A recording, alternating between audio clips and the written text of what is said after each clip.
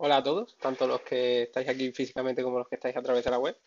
Yo soy Adrián y nada, vengo a presentaros un poco el proyecto de Big Data que he estado desarrollando aquí en la empresa Panel.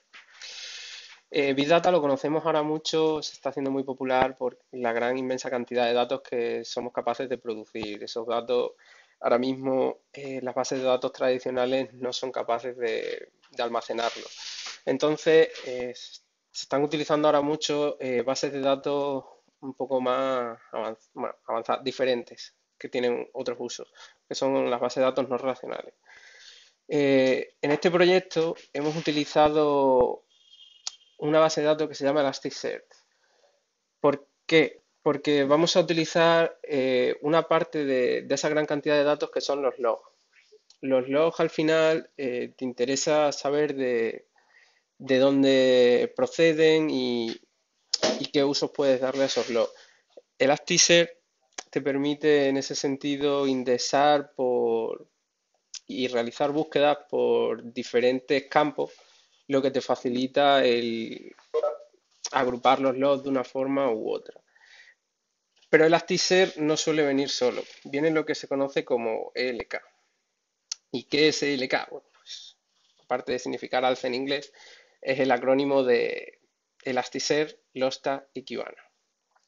Como decía antes, Elasticsearch es un motor de búsqueda, es open source, tanto Elasticsearch como Kibana como Losta son open source.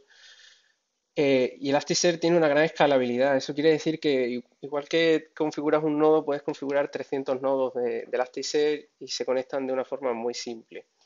Luego, la velocidad se refiere a lo que os decía antes de las búsquedas, de que puedes buscar por un solo campo, por múltiples campos y la búsqueda se hace muy rápido. Y la flexibilidad quiere decir que da igual el formato del log en sí, no le importa, Elasticsearch él es capaz de almacenarlo para que tú puedas utilizarlo, sin importar el formato que traiga el log o el tamaño. Los tags. Los tags es el que se encarga de coger todos esos datos que ya puedes recibirlos desde un fichero o puedes recibirlos porque se los envíen por un puerto. Coge toda esa cantidad de datos y simultáneamente puede filtrarlos, mezclarlos y enviárselos bajo un índice o varios índices a Elasticsearch. Si imagínate que te quieres diferenciar los logs que te vienen de una base de datos SQL de los logs que te vienen de Mongo, pues los metes uno en cada índice, entonces Elasticsearch los separa los datos. Puedes luego mezclarlos si quieres, pero en un principio aparecen como separados. Como dice ahí, las entradas pueden ser tanto ficheros como se lo envíen por puerto. Hay muchos filtros, hay hasta filtros de geolocalización. En plan, por una IP, si es pública, te puede decir de qué zona pertenece y luego con Kibana hacer un gráfico de un mapa mundi, las zonas que más se repiten, que más aparecen, etcétera. Y luego salidas, pues los tags puede enviar a casi cualquier base de datos. Por ejemplo, a MongoDB también puede enviar, no solo a Elasticsearch, que nosotros hayamos probado. Kibana, pues Kibana es el motor gráfico, es cómo se representan todos estos datos, toda esta información que es lo interesante al final de los logs. Aquí veis, bueno, pues, unos gráficos de ejemplo.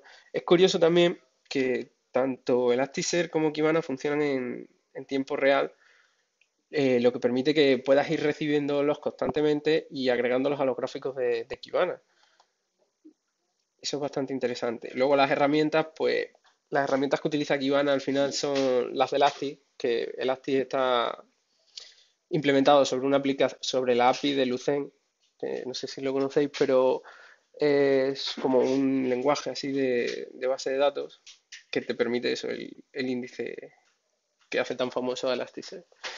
Luego en el proyecto que hemos hecho hemos utilizado estas tecnologías. Al principio del proyecto nos creamos nosotros nuestros propios logs para hacer pruebas, de probar diferentes formatos de fechas, si éramos capaces de unificarlo en un solo formato.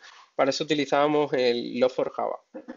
Creábamos nuestros propios logs, le poníamos palabras claves que buscábamos, las fechas diferentes y luego lo pasábamos por el filtro de los tags. Con Metricbit comprobábamos el rendimiento de Elasticsearch y Kibana en un servidor. Poníamos metricb y te dice todos los parámetros de consumo de RAM, consumo de procesador, todo que provocaba el uso de Elasticsearch. Era muy bajo. También nos interesaba hacer una especie de proxy para que todo se enviase a un proxy y de ese proxy se distribuyese como el proxy decidiera por los distintos nodos de Elasticsearch, y para eso era Nginx, por ejemplo. Filebit era con lo que leíamos al principio los logs de ficheros, los leíamos con Filebit, se los enviábamos a Logstash para que los procesara. Pero no cumplía algunas características que deseábamos, como que si, por ejemplo, borrabas el fichero y lo volvías a escribir, se perdía y no sabía dónde tenía que empezar a enviar. Con Logstash, ya te digo, lo puedes coger los logs y no se pierde, va muy bien. MongoDB es, como he dicho, lo utilizamos para conectar, luego lo veréis en el diagrama lo que hace. Y también empezamos utilizando Docker para hacer una especie de imagen donde solo estuviese Logstash, otra imagen donde estuviese Elasticsearch, poder levantar las imágenes que quisiéramos y conectarlo. Pero al final no lo llegamos a utilizar. La instalación, pues la instalación es muy sencilla. En Elasticsearch y, bueno, tanto Elasticsearch como Logstash y Kibana se descargan 3 zip, los descomprimes y ya está instalado. Solo tienes que configurarlo y aplicar los bat, usar los .bat. Y este sería el despliegue que hemos utilizado nosotros, ya un poco más complejo. Teníamos 3 contenedores de log diferentes, cada uno imaginaros que venía de una máquina distinta, y en cada uno de ellos, cada aplicación tenía un Logstash, que ese Logstash filtraba, pues si queríamos la IP, pues nos filtraba la IP, la fecha, si era debug, info, error, ese tipo de datos, y nos lo enviaba a un nodo, al nodo 1 de Elasticsearch. Luego teníamos una base de datos de MongoDB que contenía información sobre todos esos logs, información ya más de, pues este log viene de este ordenador, se ha enviado en tal fecha, datos ya más técnicos, no los logs en general, y eso lo enviábamos como no se puede enviar directamente de Mongo a Kibana, porque lo estuvimos probando y no se podía, utilizamos una herramienta que se llama MongoElastic, que nos enviaba los datos de MongoDB directamente a otro nodo de Elasticsearch. Luego ya a los nodos les cruzábamos los índices si nos interesaba, si no, pues 2 índices diferentes y los visualizábamos con Kibana. Os voy a enseñar un poco los filtros de configuración y eso ya de cada ejemplo. Por ejemplo, en Elasticsearch, como decía, os descargáis el zip, se descomprime esta carpeta y nada, tenéis que utilizar la carpeta bin y en configuración vamos a configurar el IML. Lo primero que nos aparece es el nombre del clúster, como el proyecto es Big Data, le decimos llamar Big Data, el nodo para diferenciarlo si tenemos varios nodos. Aquí le podemos decir dónde queremos que guarde los datos, dónde queremos que guarde los logs. Por defecto son estas rutas. En la carpeta en esta carpeta, en Elasticsearch, /data, aquí están los datos, ¿vale?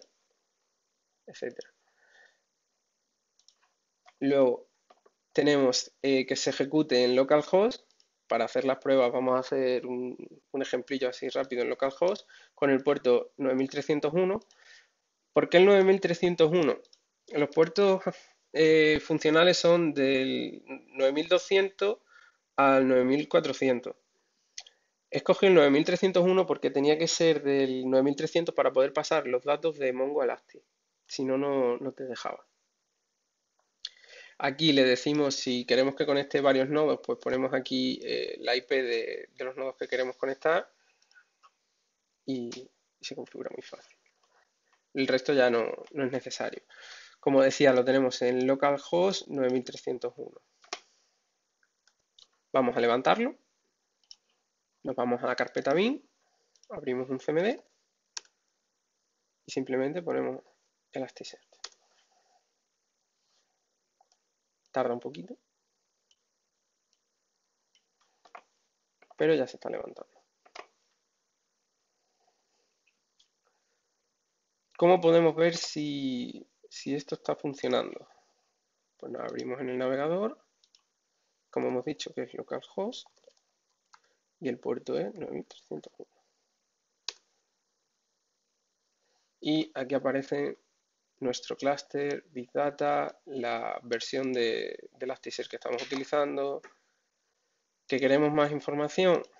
Pues tendríamos ya que poner /cat. Aquí nos salen los comandos que podemos poner, el número de nodos, nos va a decir que solo hay uno, que es el que tenemos. Luego, si le ponemos los índices, aparece que tenemos tres, fichero, Prinode y Kibana. ¿Por qué Kibana? Porque cuando conectas Kibana por primera vez, te crea como una especie de índice falso, porque luego desde el propio Kibana no puedes acceder a ese índice, pero es para almacenar los gráficos que haces con Kibana. Entonces, tenemos ya abierto el servidor, vamos a abrir Kibana, por ejemplo. El fichero de configuración de Kibana está en el mismo sitio, en config. Aquí en Kibana le dices el puerto sobre el que quieres que se ejecute Kibana, también queremos que sea en localhost, y le dices la dirección IP donde se encuentra el servidor de Elasticsearch. En nuestro caso, localhost 9301. El resto de la configuración no es necesaria. Le puedes poner, si acaso, que tenga timeout con Elasticsearch, por si tarda demasiado que no lo intente más, pero en principio sabemos que va a conectar. Y levantamos Kibana también.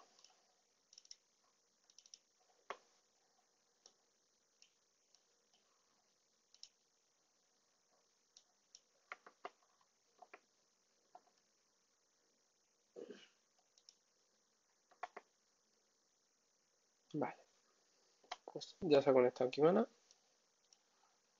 Y ahora pues si vamos otra vez al navegador y ponemos localhost 5601, que es el puerto, nos aparece la interfaz web de Kibana.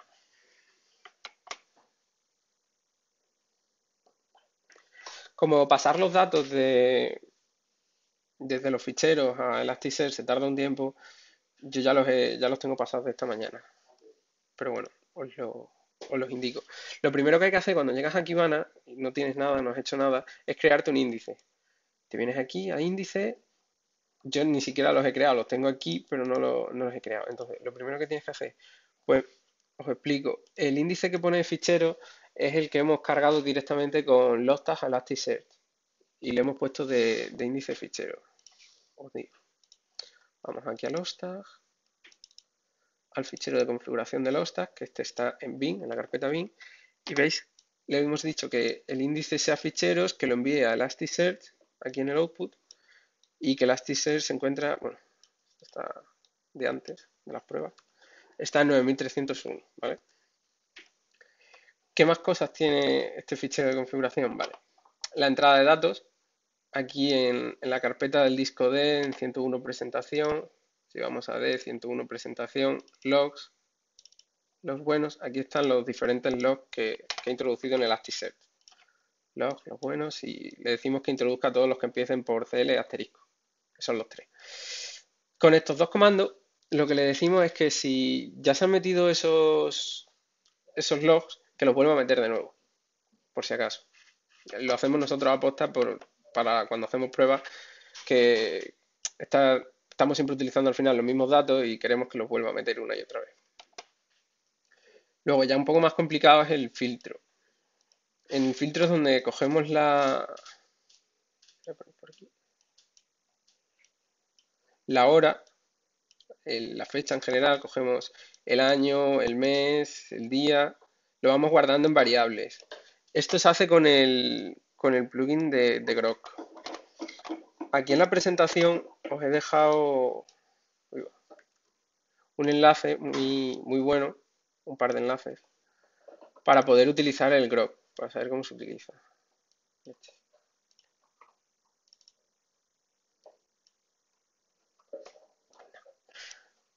Vale. Por ejemplo, aquí le dices el log que tú quieres poner, pues, yo qué sé, el 12 del 15 del 2018. Y aquí tienes que poner el patrón, que en nuestro caso con el otro enlace que os he dejado, pues es muy útil.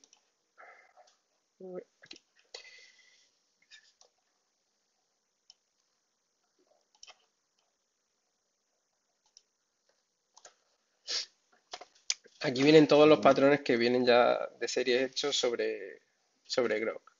Nosotros nos interesa, aparte del de las IP, que te recoge tanto si es IP versión 6 como si es IP versión 4, pues nos interesa, por ejemplo, aquí, los de la fecha, el mes, el día, el año. Y vienen algunas fechas ya estandarizadas, como la ISO 8601. Pues nosotros, por ejemplo, le diríamos que queremos el día.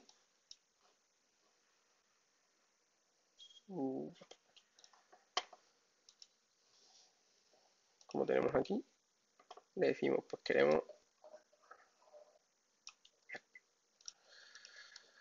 Y este sería el día, porque en el patrón pone que el día va primero.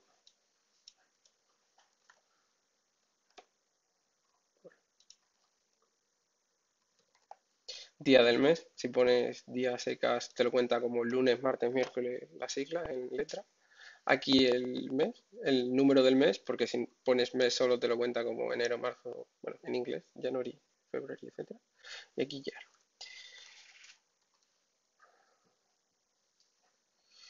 Y los guiones que pueden ser,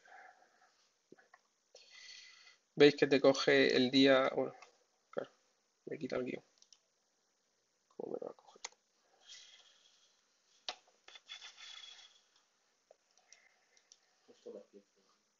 ¿Mm? Ah, claro. Ve, lo tiene en cuenta. Si te pasas del mes, pues te lo invalida. Correcto, gracias.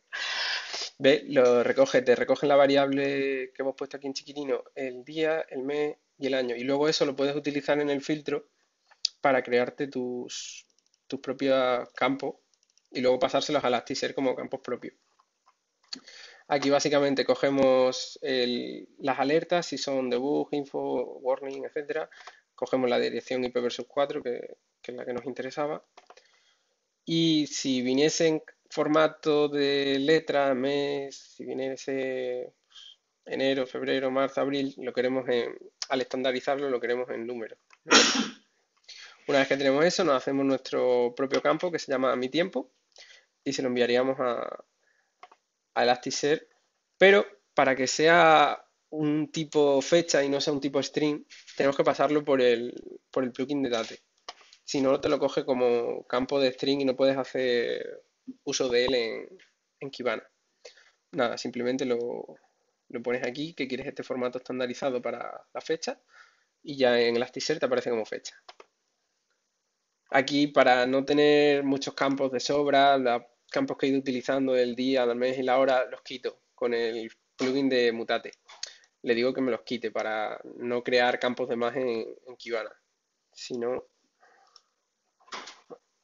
si no se te llena el Discover. Ahora lo veremos. Entonces, vamos a hacer una cosa, que es primero vamos a ver los datos del fichero y nos creamos el índice del fichero. Se puede llamar fichero, se puede llamar fich asterisco. ¿Ves? Te dice suces. Si pones fiche, no le gusta. Hay uno que se parece, pero no le gusta. Vale, pues ficha asterisco. Queremos que tenga timestamp como campo de datos de tiempo. Vale, y así vemos cómo se ve la gráfica. Hemos creado el índice, se nos pone como es el primero como favorito. Si nos vamos a la pestaña de Discover, ahora mismo no me está mostrando ningún campo porque está aquí puesto que está en los últimos 15 minutos. En los últimos 15 minutos no se ha hecho ninguna subida de datos. Pero si le ponemos más tiempo, ampliamos el margen de tiempo, ahora sí que nos sale que hay un montón de datos que vienen del fichero. No es una cantidad muy grande de datos, pero bueno, podemos ver aquí el campo de mi tiempo que os decía antes, ya estandarizado, el campo de IP que también nos interesaba y el de timestamp. Veis que tienen el mismo formato, que era lo importante. También el de este campo lo hemos hecho nosotros para saber si son warning, debug, etc. Vamos a poner el otro campo, el otro índice, perdón, que es el de prime_node. Prime_n. Aquí el de prime_node no viene con timestamp porque son datos de Mongo. Entonces en Mongo no es un log, no tiene un campo de cuándo se ha enviado el log. Podemos no ponerle, bueno, podemos decirle que no queremos usar ningún campo de tiempo. Vamos aquí a Discover, cambiamos al de prime_n y nos sale que tiene 96.000 datos. Estos son algo diferentes, veis que tiene más campos porque son los campos que almacena Mongo. Es diferente, era lo que decía antes de la flexibilidad de Elasticsearch, que da igual que sean formatos diferentes de log, que los puede almacenar y vincular correctamente. Pues vamos a hacer una cosa, vamos a unir estos dos índices que en un principio están separados y no se pueden ver, vamos a unirlos en un solo índice para poder jugar con ellos.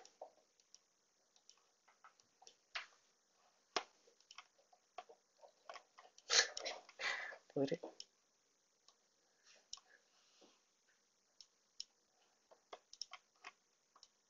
¿Y por qué no me deja bajar?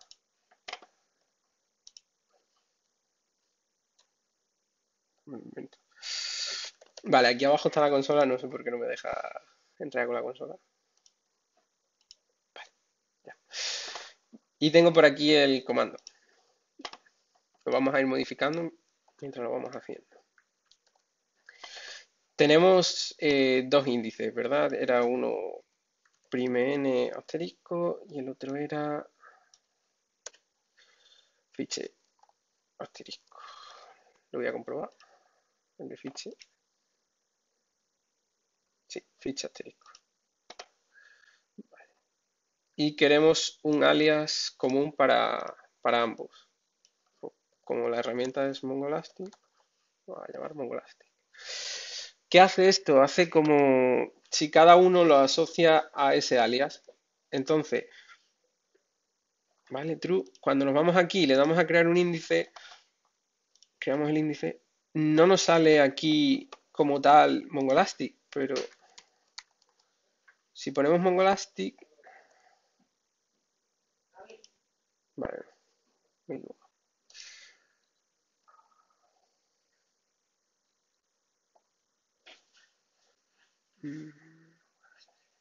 vale, voy a copiar y lo voy a pegar de nuevo.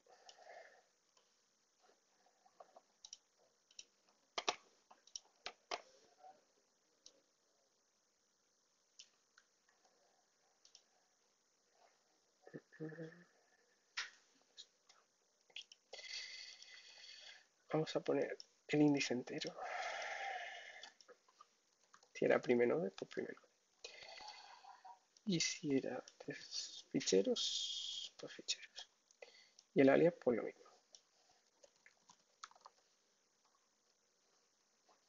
Aquí. Vale. Volvemos a intentarlo. A ver si.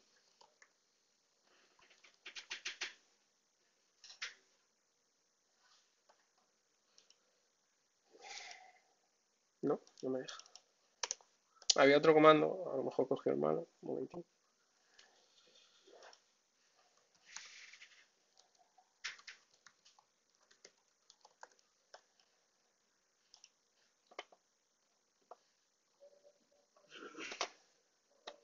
Este es con un índice. Aquí.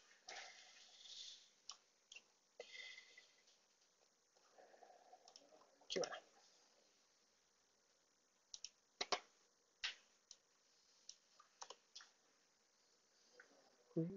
A ver.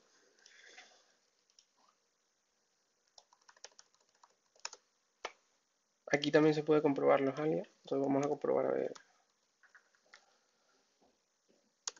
qué tenemos. Mira, si os fijáis aparece Mongolastic asociado a ficheros y a prime_nodes. Pero no me lo está cogiendo. Había a veces, error aquí en Kibana. A ver si puede ser por eso.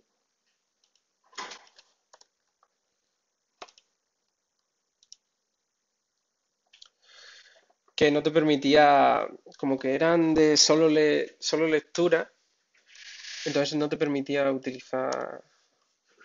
Si hubiésemos intentado hacer una gráfica, seguramente no nos hubiese dejado. Entonces vamos a volver a intentarlo.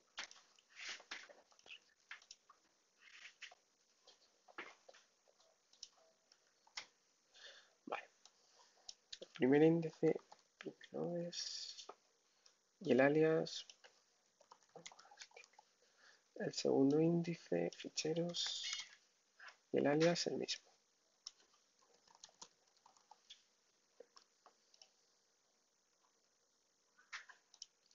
Vamos a ver.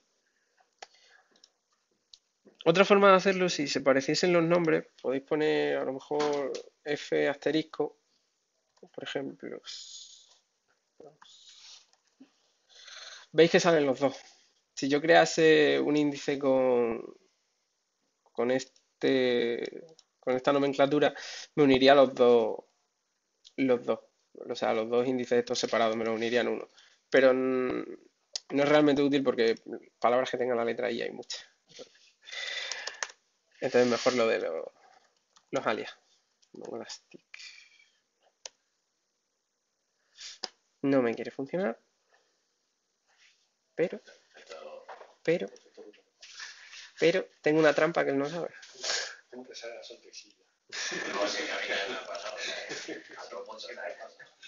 Pero tengo una trampa que él no sabe. Te vas a conectar a otro Kibana. Que este sí sé que funciona. 192, 168. Sí, total. Este 6, 147. No se pueden tener dos Kibanas abiertos, así que vamos a cerrar este.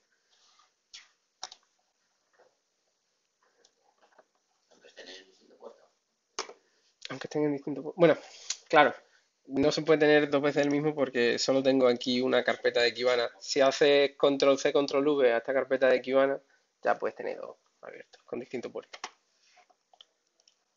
Pero bueno, como este tampoco estaba funcionando. Vale, voy a ver si he guardado. Vale, ahora sí. Lo tengo aquí en una máquina virtual, ¿vale? Os voy a enseñar la configuración que tiene este Elastic. Simplemente pone que se muestra en esta dirección IP con el puerto 9301 y le teníamos configurado porque teníamos otro Elastic en esta dirección IP para hacer un clúster, pero no pasa nada. Puede no estar el clúster y seguir funcionando este nodo. Vale, entonces Kibana, vamos a ejecutarlo.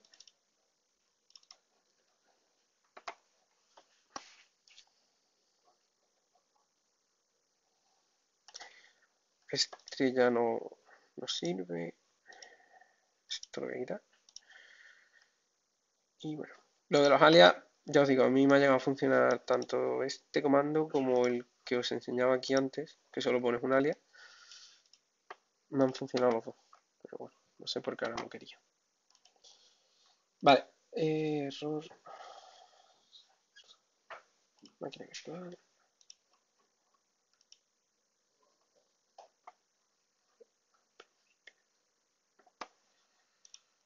En principio, 192.168.647.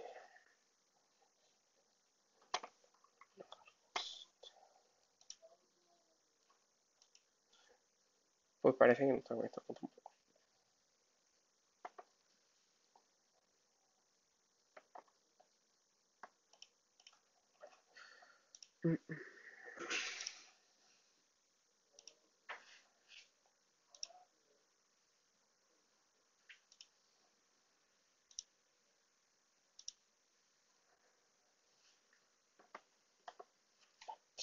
CD barra data.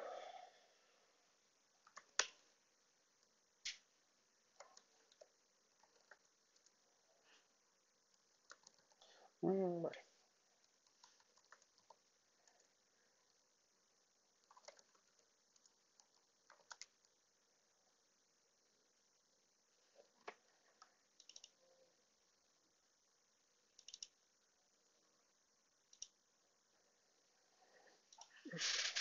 Un momentín. Hay veces que si ejecutas, por ejemplo, Elasticsearch en la versión 6.2.3 y Kibana en la 6.2.2, te sale un warning de que la versión es diferente, pero funciona igual. Funciona sin ningún problema.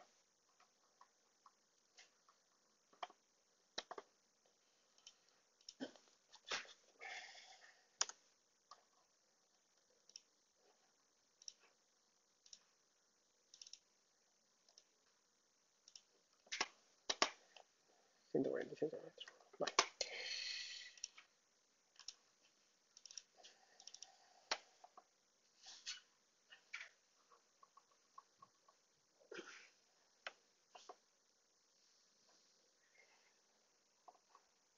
Pues mientras se carga Kibana, os voy a enseñar aquí los alias que tiene puesto.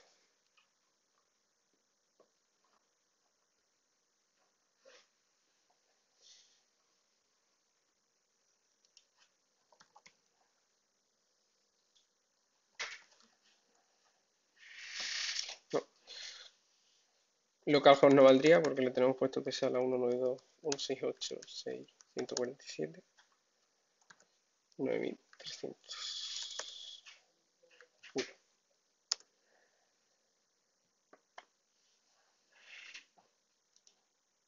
Ah, vale. El cable de red. Algo era ello.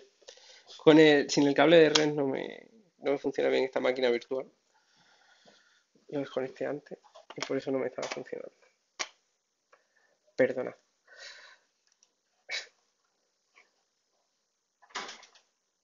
Voy a reiniciar la máquina.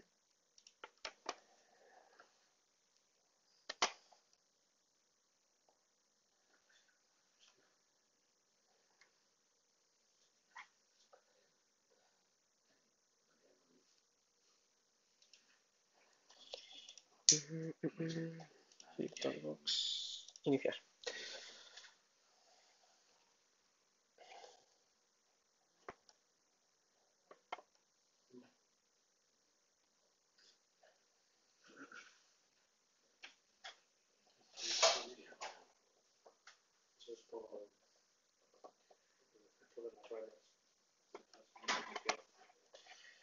Vale. Fuera.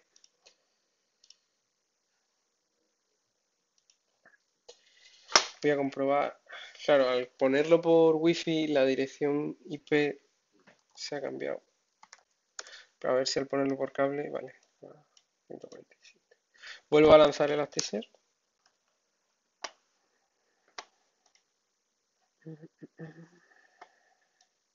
Kibana aquí está intentando conectarse constantemente. Cuando coge conexión se pone en estado amarillito.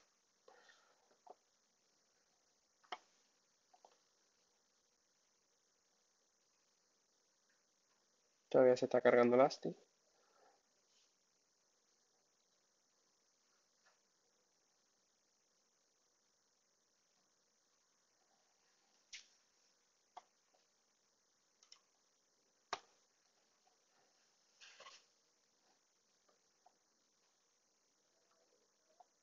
Vale, en principio ya se ha cargado. Y veis, ha cambiado el estado de rojo a verde. Ahora Kibana sí está conectada. Pues vamos a localhost 5601, que es el de Kibana.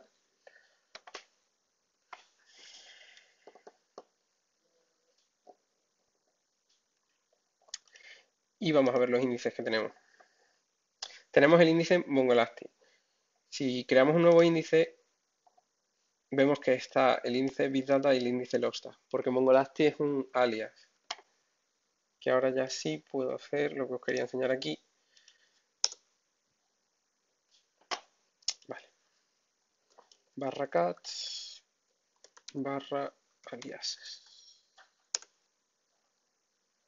Y os aparece lo mismo que me aparecía antes, pero no sé por qué antes no funcionaba. Bueno, fallo técnico. Vuelve a decirme que no me aparecen datos porque no los he cargado hace 15 minutos.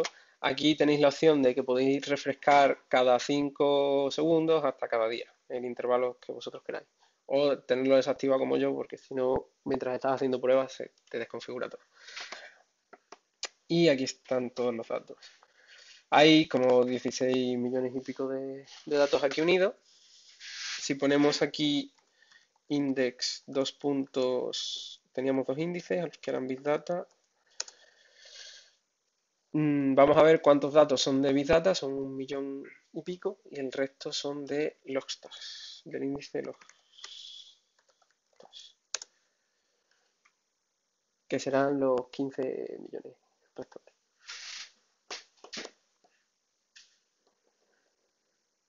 ¿Qué se puede hacer con esto? Pues, se pueden hacer muchas cosas. Por ejemplo, gráficas. Vamos a ver algunas gráficas que tengo ya por aquí diseñadas. Gráficas desde de área, gráficas de barra, de línea, de quesito, de lo que os decía antes del mapa mundi con las direcciones IP, tag nubes de palabras. Por ejemplo, aquí tenemos la cantidad de mensajes de debug, de error, de info y de warning, que al final eran los cuatro únicos que aparecían.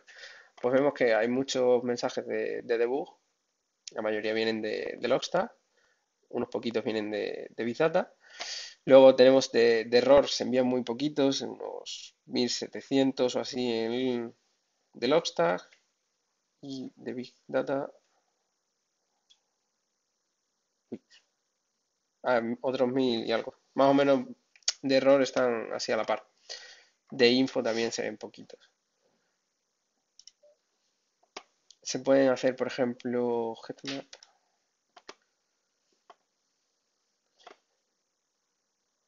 Aquí en estos logs solo podíamos sacar de información el tipo de log que era, la dirección IP y la fecha. No eran así unos logs que tuviesen muchos datos. Pero hay datos muy interesantes en cuanto al tiempo. Era las fechas que introdujimos. Si vamos aquí a log, son desde las 5 de la tarde a las 8, de 5 a 6, de 6 a 7 y de 7 a 8, ¿vale? Entonces, si vamos aquí vemos que bueno, tiene hasta las 7 y cuarto y más adelante. Aquí vemos los mensajes de debug que van llegando por cada minuto, Aquí vemos que hay un gran incremento de mensajes. Y, por ejemplo, otros gráficos, así como las nubes de palabras, que dices, bueno, pues ¿cuántas IPs llegan? ¿Cuántas IPs utilizamos? Pues tenemos esta IP que sobresale por las demás porque es el servidor, es donde se hace ping. Entonces él siempre contesta. Por eso la mitad de los logs son de él contestando los ping de los demás. Por eso aparece tan grande. Y otras interesantes.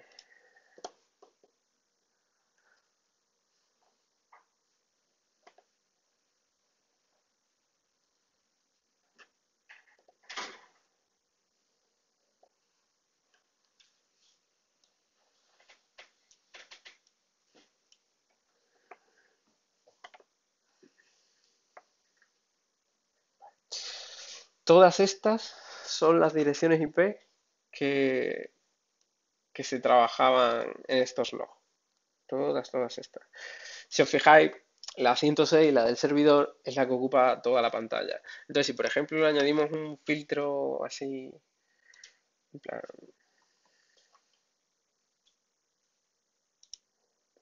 diciendo no quiero esa IP, ahí le decimos si en el campo de las IP no está esta, es el filtro, que no queremos esta, que no sea esta, que nos presente toda la información si no es eso. Lo guardamos, se pone en rojo, pero no es que sea un error, simplemente es que es una condición de no, si no se pone en verde, si fuese una condición positiva. Y la gráfica cambia, tarda porque son muchos IP, muchos paquetes.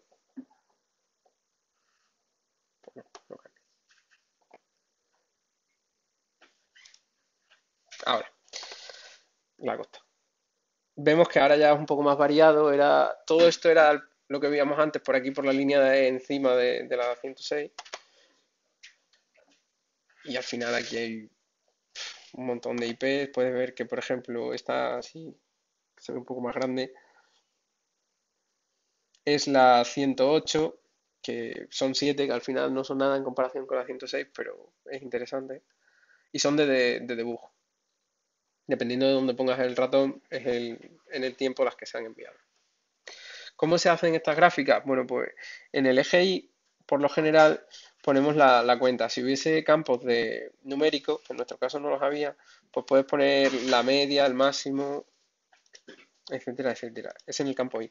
En el campo X se pueden hacer ya cosas más elaboradas, como por ejemplo poner filtros como el que hemos puesto aquí, pero solo para el campo X.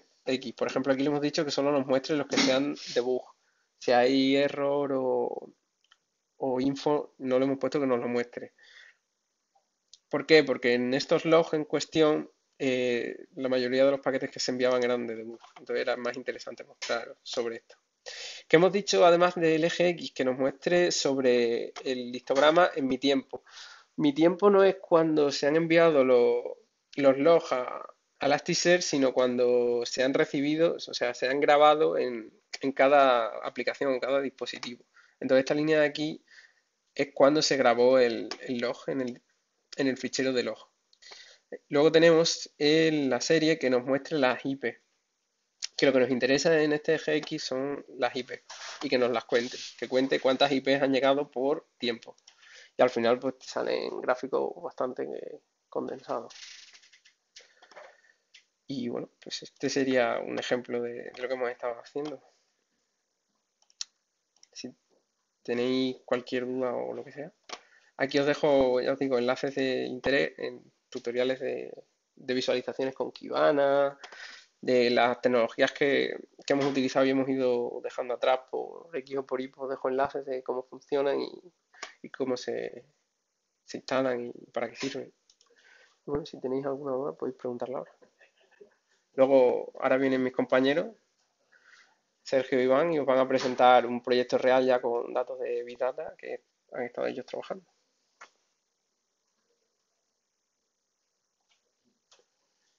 Cambiamos.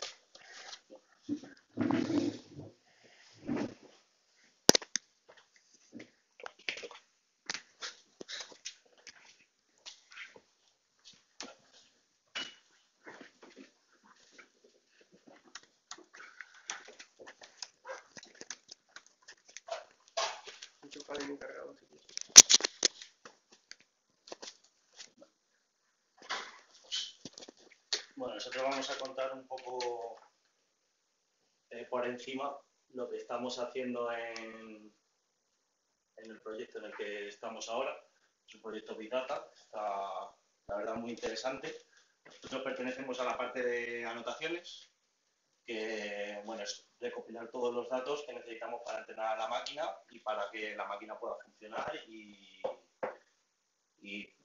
aumentar la casuística de todos los documentos que pueden pasar por esa máquina y todo. Entonces esta máquina sigue este procedimiento. Son 4 servicios, los 4 principales. Y estos serían los 4 grandes bloques del proyecto de Big Data. En los que se divide. Luego tendríamos pues dónde se almacena todo y tal, pero eso ya nosotros como pertenecemos solo a la parte de anotaciones creemos que esto es lo más importante y lo que mejor os podemos explicar. Bueno, yo voy a hablar de estos dos servicios, que es el servicio de enriquecimiento, que es el que nos da la información, o sea, el que nos alimenta.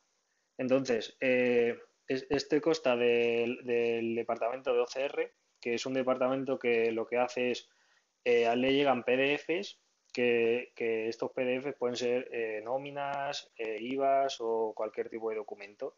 Entonces, él lo que se encarga es de convertirlo a imagen PNG y a nosotros nos llegan las imágenes PNGs. Y bueno, él le pasa por una serie de filtros lo limpia, le quita el ruido, endereza las imágenes, tal, y a nosotros llegan perfectas para trabajar sobre ellas. Y bueno, esto sería el servicio de enriquecimiento. Y luego el servicio de clasificación, es en el que nos dice, o sea, es el que identifica el tipo de documento que es. O sea, una vez tú alimentas al algoritmo, pues él empieza a identificar los tipos de documento que es según por lo que él procesa. O sea, si tú le pasas muchas etiquetas de un tipo de dato, pues él sabe que si un documento tiene muchas etiquetas de ese dato, pues es un IVA o es una nómina o es otro tipo de documento. Entonces eso se encarga el servicio de clasificación. Y, y bueno, dentro del servicio de clasificación está ¿cómo era? A la zona gris, que bueno, ahí van los documentos bueno, Marvin sería la máquina, es el nombre que le han puesto, que no es capaz de procesar. O sea, él te da como un porcentaje de fiabilidad. Entonces él te dice, yo estoy seguro de que este documento es un 60% un IVA. Entonces está por encima de ese umbral, o sea, de un umbral de fiabilidad, pasa, y si no, pasa a la zona gris. ¿Y la zona gris qué es? Pues es una zona donde personas humanas lo validan a mano. O sea, este sería un proceso automático y en esta zona lo validaría a mano. ¿Y qué tipo de documentos van a la zona gris? Pues serían los que los documentos, dentro de los tipos de documentos hay diferentes, o sea, dentro de los documentos hay diferentes tipos. Por ejemplo, en un documento hay un IVA y una nómina. O sea, pues eso sería la zona gris. Tienen que ser o IVAs, nóminas, o sea, todos separados. ¿Qué más iría? Los que no tienen la casuística de nombre indicada. O sea, tiene que cumplir una norma a la hora de nombrarse. Si esto no se cumple, a la zona gris. Y bueno, por mi parte ya está. Luego, pasado lo que ha dicho mi compañero, Joan, llegaríamos al servicio de reconocimiento, que se le olvidó decir que generan JSON a la hora de pasar los PDFs a PNGs, se genera un XML y un JSON. Entonces nosotros, con la herramienta que utilizamos para generar las anotaciones, al hacer la anotación en el JSON se te van marcando las coordenadas. Entonces, en función de las coordenadas, pues el DNI generalmente suele estar arriba a la izquierda. Entonces, van cogiendo toda la casuística y si es un dato del IVA, la palabra IVA se repite siempre que está arriba a la derecha, pues él ya lo reconoce y te lo pone como IVA. Y este procedimiento es el que realmente coge la información necesaria que necesita la máquina para entrenarse. Entonces, una vez que ya pasa todo ese proceso, se genera un porcentaje de fiabilidad, que ya no es como el que ha dicho Iván, ya es un porcentaje que te genera la máquina para saber si ese dato se ha cogido bien o no. Los científicos de datos, al generar las anotaciones, crean un mapa con todas esas anotaciones y te van diciendo, pues el 90% están arriba a la izquierda de este tipo de documento.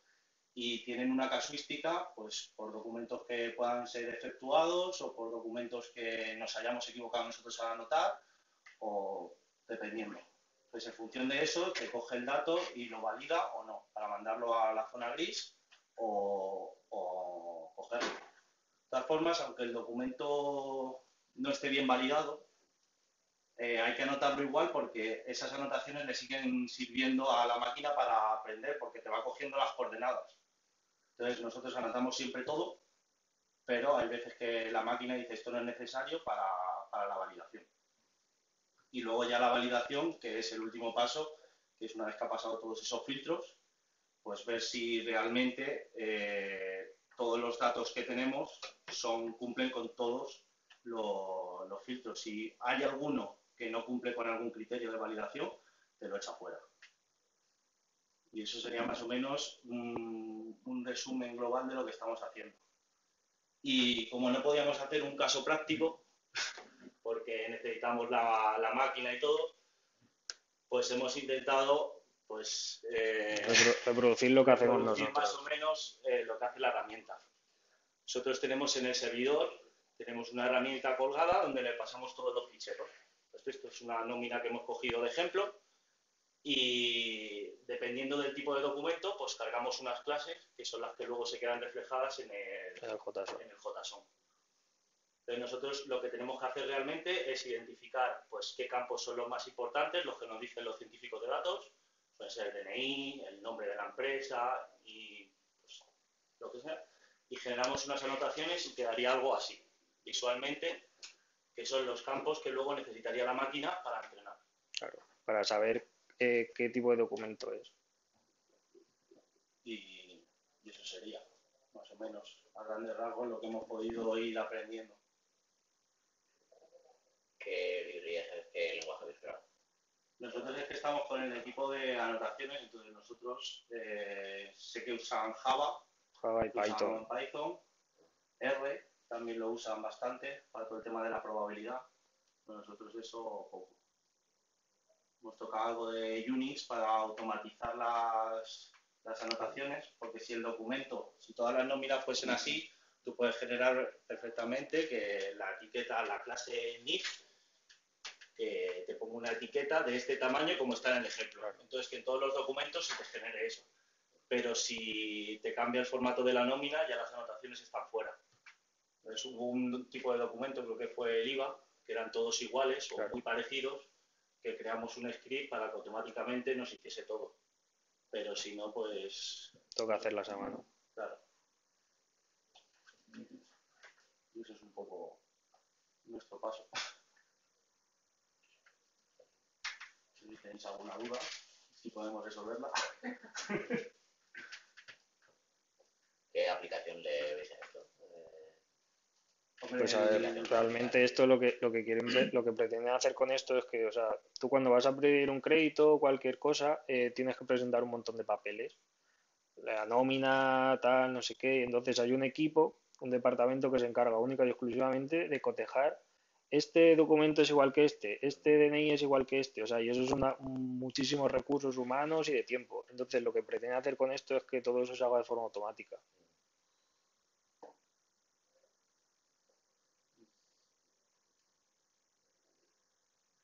¿Alguna más? No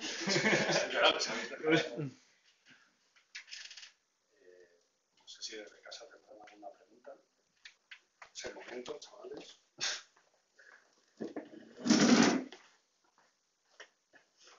¿No?